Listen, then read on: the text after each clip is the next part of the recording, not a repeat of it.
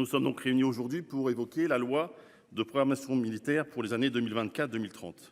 Permettez-moi tout d'abord, à cette occasion, de saluer l'engagement, le professionnalisme des femmes et des hommes qui composent nos forces armées, qui parfois malheureusement connaissent la mort, et pour défendre à la fois, je l'ai dit, notre pays et nos intérêts vitaux. Je vais essayer de résumer mon propos en 3 points. D'abord, le contexte de cette loi de programmation militaire. Ensuite, bien évidemment, son contenu. Et ensuite, j'ai envie de dire, le travail du Sénat, puisque nous reviendrons sur effectivement ce que nous avons emporté collectivement. Monsieur le ministre, vous évoquiez tout à l'heure le fait d'une loi de programmation militaire. C'est effectivement à la fois un temps long.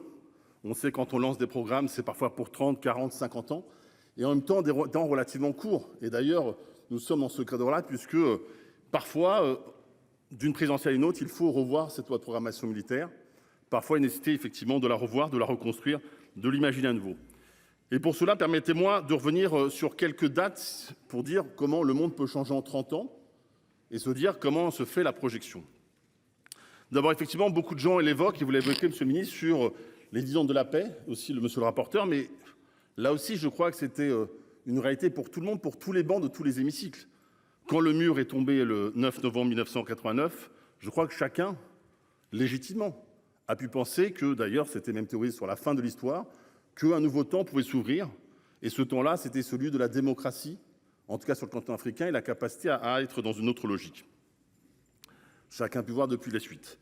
Autre date sur laquelle je veux m'arrêter un instant, c'est également sur le 11 septembre 2001.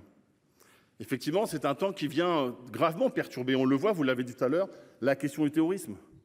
D'abord, dans une forme que nous avons vue, je l'ai dit, le 11 septembre, des attentats aussi en Europe et dans le monde occidental, j'ai envie de dire, mais également du terrorisme qui continue à perturber encore et encore. On le voit sur la question de l'Afrique, vous l'avez évoqué, on l'évoquera tout à l'heure, sur la question de Barkhane, sur la question de la présence encore de la France en Afrique, sur la question du redéploiement de nos bases. Et puis aussi le 15 août 2021, le départ des troupes américaines de Kaboul. Parce que là aussi, c'est un sujet aussi important, je crois qu'on peut passer sous les radars. C'est la question de l'implantation et de la conviction de cette force que sont les États-Unis, d'être ou non dans une logique à la fois d'être, et c'est toujours leur réflexion, être dans le monde ou être dans leurs frontières.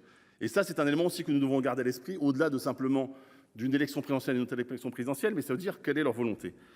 Autre date, le 24 février 2022.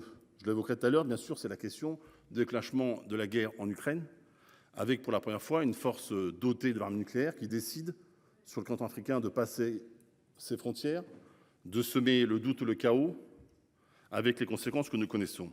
Et puis une date peut-être pour l'avenir. J'ai envie de parler de l'année 2049. 2049, c'est le centenaire de la République populaire de Chine. Mais c'est également la question de son rapport à Taïwan. Et donc ça nous renvoie à la question d'entre aujourd'hui et 2049 sur la position de la Chine. Chacun a pu entendre les déclarations du président, premier secrétaire du Parti communiste chinois, par ailleurs responsable des forces armées, mais son annonce très claire. Avant 2049, Taïwan sera chinois, et donc cela pose un certain nombre de questions. Et quand on dit cela, c'est effectivement l'essai de revoir l'évolution du monde. Et moi, je comprends qu'il faille revoir notre loi de programmation militaire. Et donc chacun peut imaginer, effectivement, je crois qu'il y a un travail pédagogique qui doit être fait, j'en dirai un mot tout à l'heure, sur ce qu'est le monde d'aujourd'hui. Et là, je ne parle encore que quelques dates. On y ajoute bien évidemment la question des États, des empires contrariés, la Chine, la Russie. Je rappelle que depuis maintenant plusieurs mois, plusieurs années, les rencontres entre les deux dirigeants sont massives, régulières. On le voit d'ailleurs maintenant ce qui se passe sur la guerre en Ukraine, sur les liens entre les deux pays. Et à partir de là, c'est vrai qu'il nous faut réfléchir de cette façon-là. Donc les empires contrariés, j'y ajouterai bien sûr la Turquie. On voit bien d'ailleurs qu'aujourd'hui, avec la réélection, malheureusement, de son président, cette volonté de pousser les pions, on le voit notamment sur le continent africain, que ce soit en Libye ou ailleurs. En Ukraine, c'est vrai que la donne a beaucoup changé, puisqu'on le voit, je l'ai dit, un pays doté de l'arme nucléaire décide d'envahir, qui parfois le président Poutine fait des chantages à la dissuasion nucléaire, à l'armement nucléaire. Nous avons aussi une réflexion sur les conflits de haute intensité, sur également nos armes diverses et variées qui sont aussi positionnées.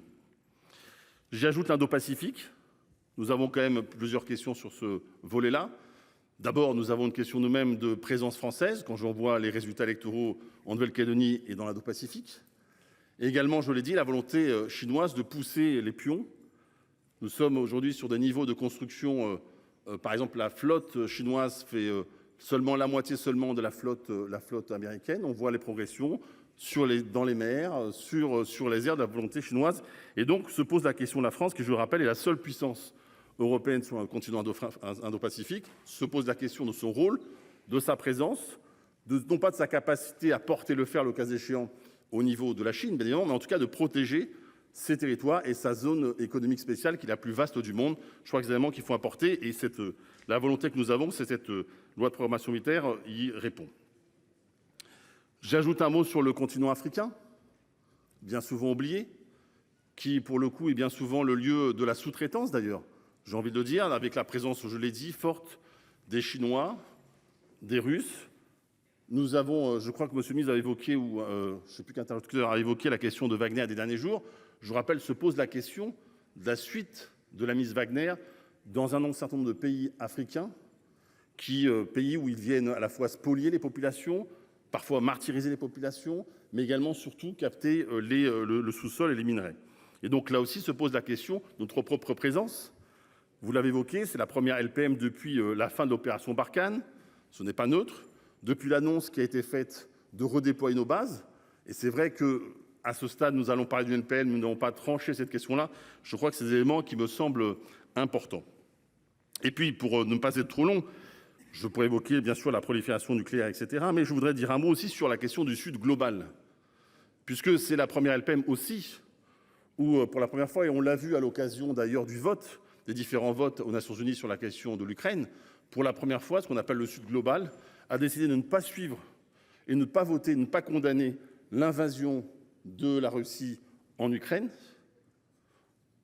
qui décide ce Sud global de changer les normes en disant que les règles occidentales sont trop importantes, ce Sud global qui décide dorénavant d'avoir sa propre monnaie, et on voit bien que la question de la puissance occidentale aussi militaire maintenant est largement posée.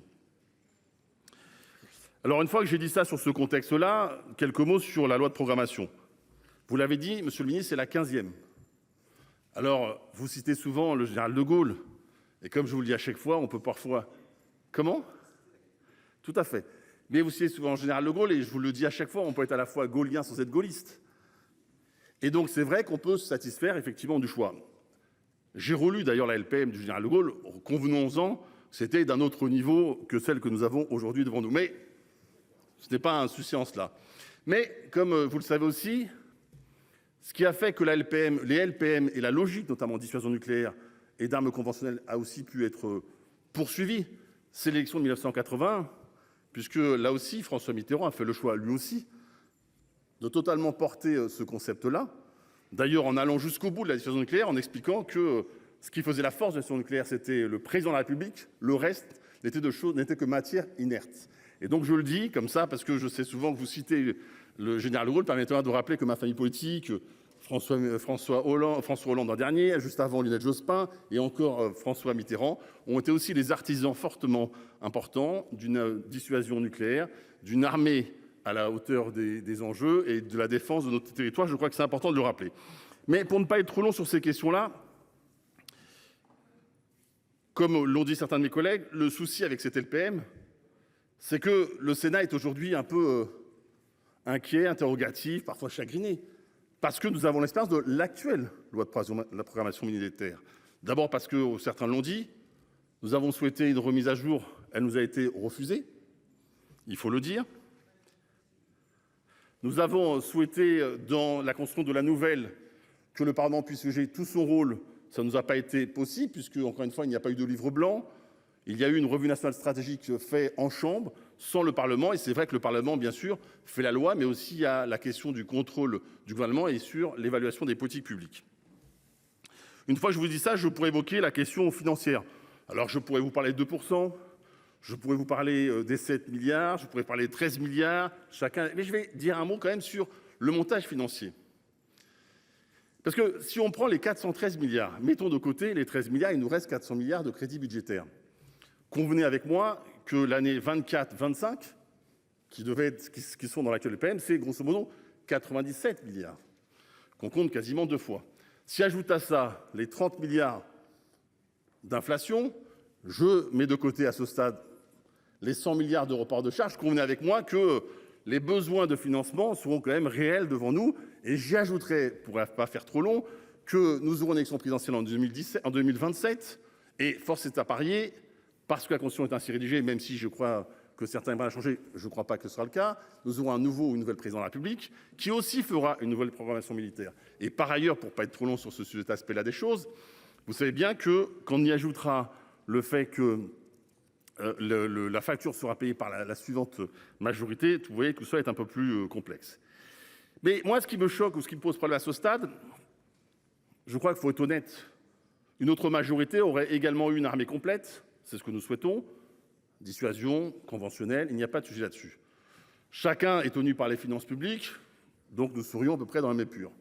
Et donc se pose la question, certains diront une armée complète et miniature, un bonsaï, chacun y mettra les mots qu'il souhaite. Donc la question à partir de là, c'est notre capacité à agir seul ou, j'ai envie de dire, accompagné. Et je trouve, et c'est là d'ailleurs que j'ai le regret sur le livre blanc, c'est que nous ne pouvons pas voir dans ce cadre-là le vrai débat à mon sens. C'est que doit faire la France pour maintenir sa capacité de défense et d'armement? Quel rapport effectivement à l'OTAN? Et on le voit ces derniers jours.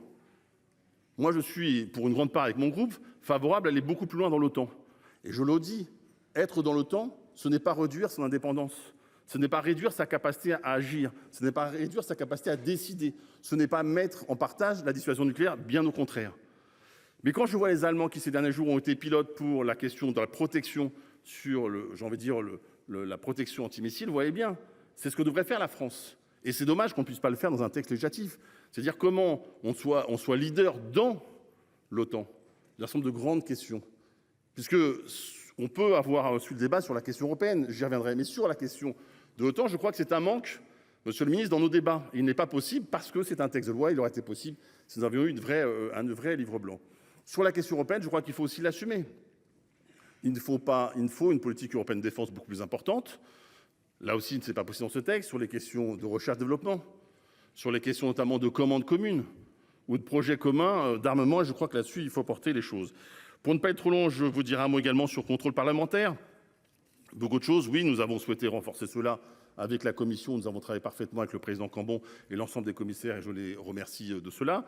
C'est vrai que le contrôle parlementaire est important pour nous. Alors c'est vrai que nous avons fait adopter un amendement, notamment sur la question d'un nouveau livre blanc. Alors j'ai compris que parfois dans les troupes ça posait souci. Appelons-le livre bleu ou appelons-le autrement. Mais la question est qu'à un moment donné on puisse nous, Parlement, faire notre travail. Il n'est pas normal quand on demande le prix d'un porte-avions qu'à ce stade, demande a été faite au ministre, demande a été faite au chef d'état-major des armées, n'ont pas toujours de montant. Et donc il est important que nous puissions suivre réellement les programmes militaires. Alors, parce que le temps maintenant était réduit, pour terminer, mais on aura l'occasion de débattre encore dans nos débats, vous dire quelle est la position des socialistes. Pour notre groupe, on l'a dit depuis le début, la question c'est de bonifier la LPM. Et je crois, je parle sous le contrôle du président Cambon, que par nos amendements, en commission, nous avons su bonifier ce texte, l'article 1er et beaucoup d'autres textes, je le dis, sur un certain nombre de questions, on reviendra dessus, sur le SNU, sur la question du contrôle, de l'armement, sur bien évidemment la question aussi de la question sociale pour les militaires. Vous voyez que nous avons essentiellement progressé. Et aussi sur la question de la puissance d'équilibre ou la question d'influence. Voilà beaucoup d'éléments sur lesquels nous avons fait progresser ce texte. Nous l'avons lu ce matin à l'interview dans le Figaro, monsieur le ministre. Oui, nous avons fait beaucoup d'amendements et ce n'est pas parce que c'était pas des idées comme cela, c'est parce que nous souhaitons co-construire avec vous la question de la défense nationale, parce qu'il y aura une nouvelle majorité en 2027, nous espérons en être, pour pouvoir avoir aussi notre vision sur la question militaire. Mais donc nous attendons maintenant beaucoup, effectivement, de la sagesse, voire le soutien du gouvernement sur un bon nombre d'amendements, vous verrez, qui ne font que bonifier ces textes-là. Et je crois que c'est la demande de l'ensemble des bancs du Sénat. Bonifions ce texte-là, améliorons notre texte, faisons en sorte que notre pays puisse avoir son armée à son niveau et que nos hommes et nos femmes qui la composent soient fiers de porter notre uniforme et porter nos couleurs.